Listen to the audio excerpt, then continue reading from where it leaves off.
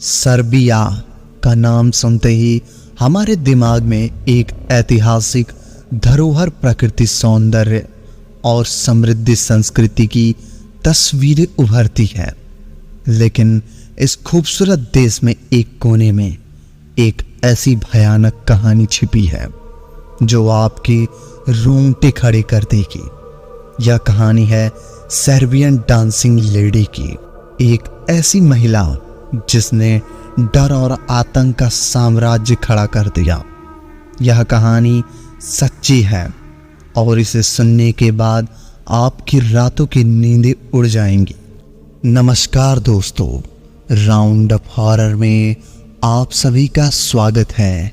मैं लेकर आया हूँ एक ऐसी कहानी जिसे सुनकर आपके रोंगटे खड़े हो जाएंगे।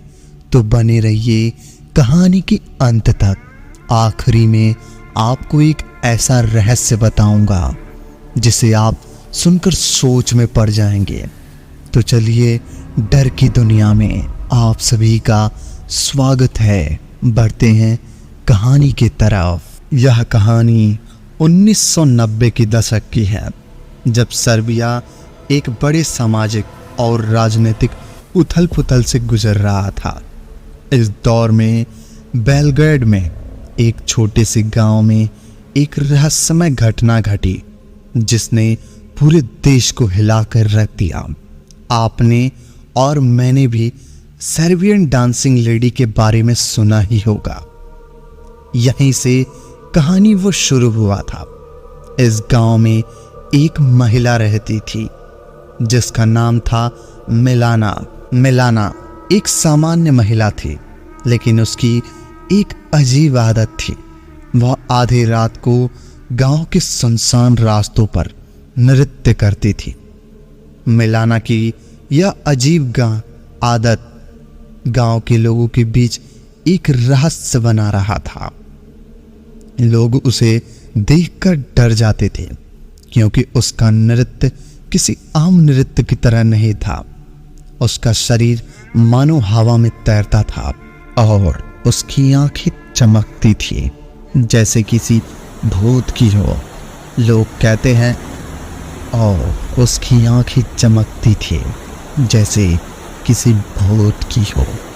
लोग कहते थे कि मिलाना अपने पति के मौत के बाद पागल हो गई थी और उसकी आत्मा गांव के चारों ओर भटकती रहती है। गांव के लोग मिलाना से दूर ही रहते थे, लेकिन एक रात कुछ युवक शराब के नशे में धुत होकर उसे देखकर का साहस कर बैठे। उन्होंने मिलाना के अकेले नृत्य करते देखा और उसका मजाक उड़ाने लगे, लेकिन अचानक ही मिलाना ने अपना नृत्य रोक दिया और उन युवकों को घूरने लगी। उसके चेहरे पर एक भयानक मुस्कान थी और उसकी आंखें आग की तरह जल रही थी।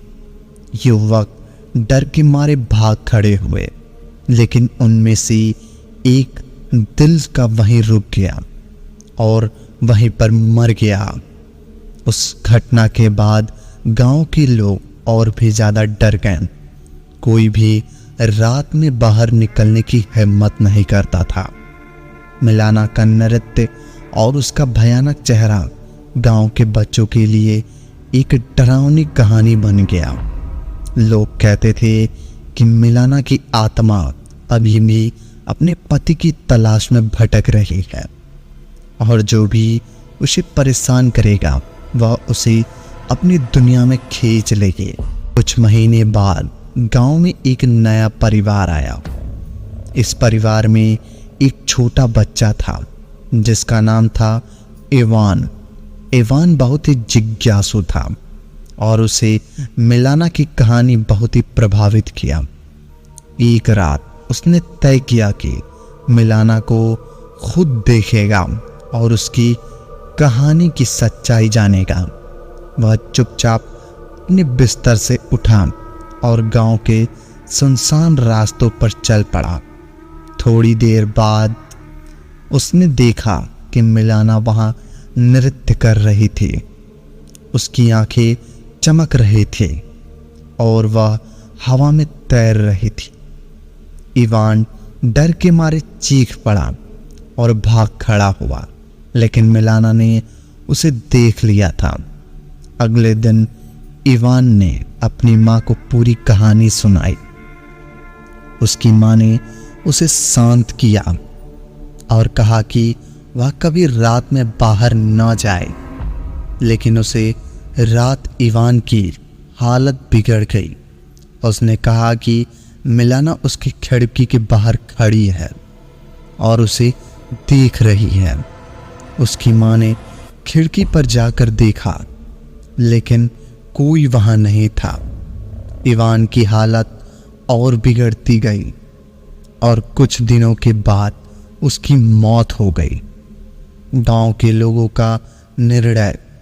इवान की मौत के बाद गांव के लोगों ने तय किया कि अब और सहन नहीं किया जा सकता।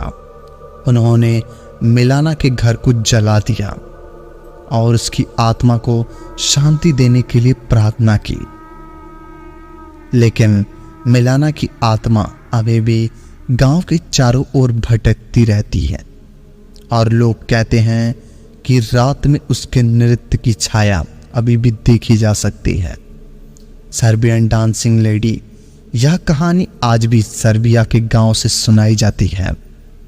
यह कहानी हमें सिखाती है कि कभी कभी हमें हमारे अपने ही डर में अब सबसे ज़्यादा परेशान करते हैं। मिलाना की आत्मा शायद आज भी अपने पति की तलाश में भटक रही है और जो भी उसे परेशान करेगा वह उसे अपनी दुनिया में खींच लेगी।